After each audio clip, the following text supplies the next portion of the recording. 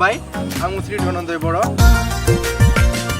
खान्थाल मादानि दखना गाननानै रेगे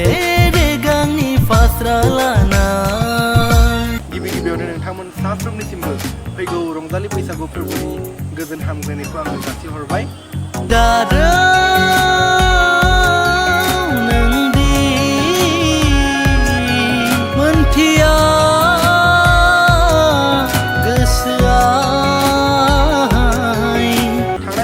बायदिनो देग्लायबो जोङो नोंथांमोननि गेजेराव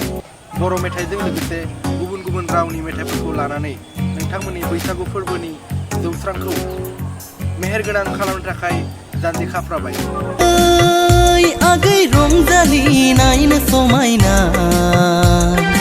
ओइ आगै रंजालि नायनो समायना गुफुरै गावदां जौसां देरसां आजां गाजां नायनो मोजां गुफुरै गावदां जौसां देरसां जानजि सेर ओंखायनो नोंथांमोना जोंखौ कन्टेक्ट खालामनो सानोब्ला बे गाहायाव होनाय नम्बराव नोंथांमोना जोंखौ कन्टेक्ट खालामनो हागोन बे फन नाम्बारा जादों 9101175335 बेसेदि समायदों आय' बेसेदि रमायदों आय'